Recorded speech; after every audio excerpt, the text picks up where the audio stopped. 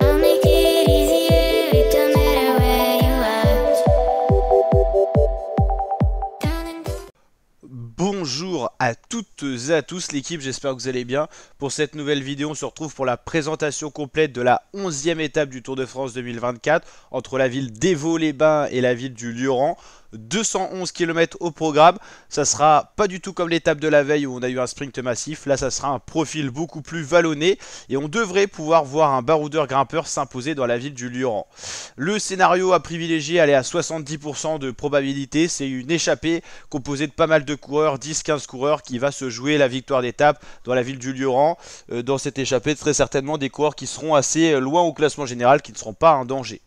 Autre scénario possible, une échappée se décroche, mais beaucoup de coureurs ont monté le coche, donc beaucoup d'équipes roulent derrière. Et au final, on arrive avec pourquoi pas un sprint en petit comité avec des punchers et tout ça, ou même des coureurs qui font rouler leur équipe, qui reviennent sur l'échappée et qui décident d'attaquer dans un second temps dans les dernières ascensions de la journée, telles que le Puy-Marie, Pas de Pérol, le col de Pertu ou au plus tard le col de Fond de Serre qui sera la dernière difficulté de la journée.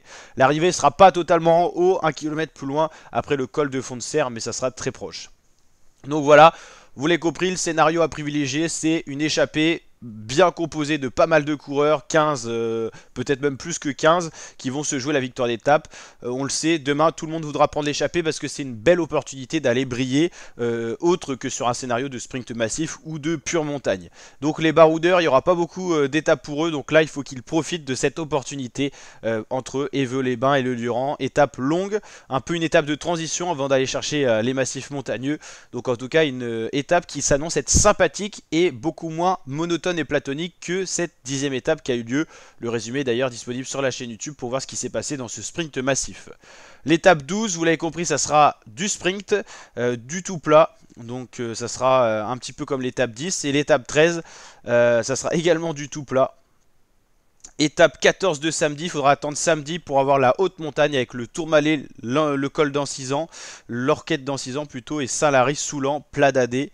Donc le mythique Tourmalet, l'Orquette d'Ancizan et Saint-Lary-Soulan, plat d'Allée. Et ensuite dimanche, ça sera une étape, une nouvelle fois, de montagne avec l'arrivée mythique au plateau de Beille. Avant une nouvelle journée de repos, donc vous l'avez compris, cette semaine, pour une étape un petit peu vallonnée, ça sera mercredi, jeudi, vendredi du sprint et samedi, dimanche de la montagne. Si on résume la semaine, il y en aura pour tous les goûts. Pour les sprinteurs, les baroudeurs et les grimpeurs. Et dans l'ordre, après cette étape de mardi, il y en aura pour les baroudeurs mercredi, pour les sprinteurs jeudi, vendredi et samedi, dimanche de la montagne pour les coureurs du général et les grimpeurs. N'hésitez pas à liker la vidéo si elle vous a plu, vous abonner et partager. Et c'est Intégral Tour sur la chaîne YouTube. Ciao l'équipe.